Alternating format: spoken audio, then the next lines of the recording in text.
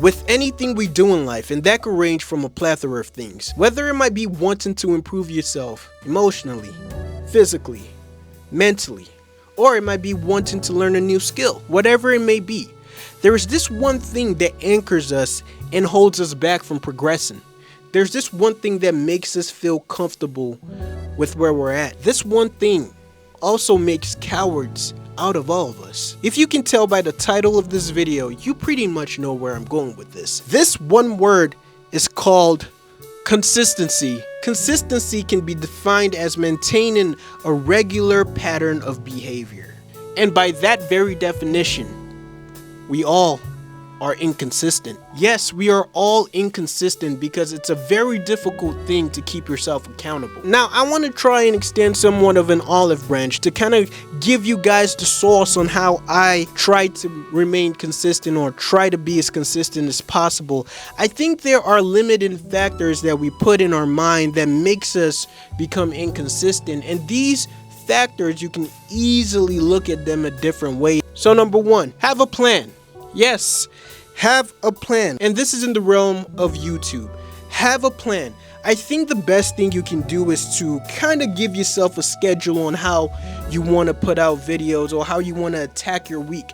Every week you should have a plan, and you should be able to make adjustments based off of unforeseen things that happen in those weeks. So let's say your week looks like this. You work from home on a Monday, and the rest of the week you're in the office. So your time is pretty much limited for majority of the week. How do you shape that week to work in your favor? This is what I would do. Monday, while I'm working from home, I have the most allotted time during the active hours, which is during the daytime. That's what I would say, right? And this allotted time should be when you actually record the video you hate recording the most. The reason being is you have enough time to kind of be grumpy about it and to lose but you know you have enough time to do it.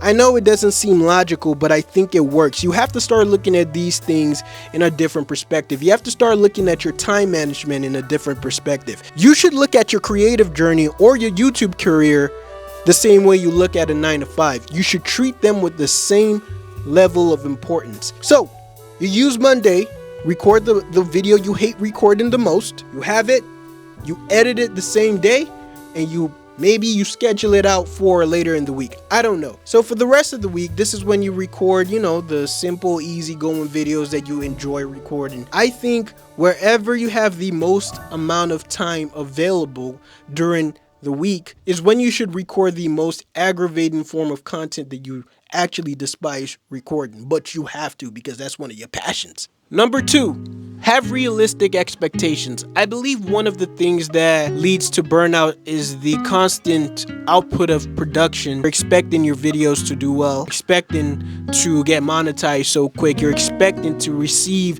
the adoration and the gratification from people that you did such a good job. I think you need to temper your expectations and work in a deficit. And by that, I mean create videos that you believe would do well, but also create videos with the mindset that YouTube is just gonna be hating on you and is not gonna push it out. I think when you have that mindset, you're still creating with the love and the passion of creating, but you're also creating videos with the realistic expectation that you might not see immediate success. I believe that's a way to battle burnout, and it keeps you in the right frame of mind, and you are not as shocked when your video doesn't do well, but you are pleasantly surprised when your video does really well because you already had low expectations for it. Which brings me to my next thing. Enjoy the success you get when your video does well, but don't relish in it, because while you're at an all-time high with that video doing really well, YouTube is waiting on you to put out the next one, so you have to get to work. Sometimes I believe that we try to relish in our success and we just try to stay in the moment and just really keep looking at the analytics for days and just, waiting on more progress rather than getting back on what made you even get that progress in the first place. The idea is to look at that success as something that could potentially happen,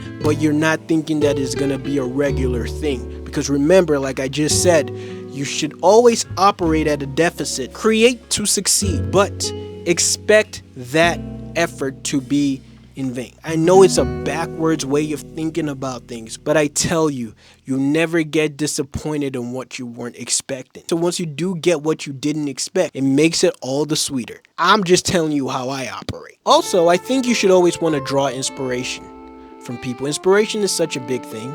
I believe that if you have a reference point to who you're actually comparing yourself to, it might not even be a direct comparison. It might just be someone you admire and you think you're in competition with them. So you have to match their energy. So if they upload on a certain day, you want to match that. Or if they upload however many times in a week, you want to match that. That is healthy competition that the person you're competing with doesn't know, but that person is keeping you accountable and they don't even know they're keeping you accountable. So it creates accountability in your mind based off of the inspiration you see.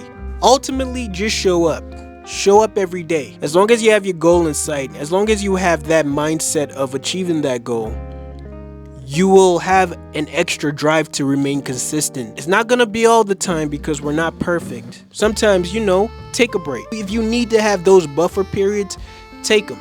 Because if that's gonna then propel you to even produce even more, go ahead. This whole content creation thing is relatively new. I don't think there's an exact science to it, but I think that we have frameworks that we can take from our real 9 to 5 and put it into our 5 to 9, for lack of a better term. At the end of the day, there is no better motivator than self. Being self-motivated is all you can control.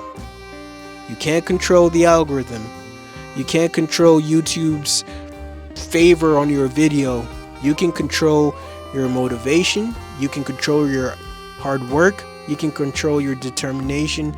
You can control your planning. You can control your expectations. I hope this was helpful. Please don't forget to like this video and subscribe to the channel. With all that being said, I'll see you guys in the next one. Peace.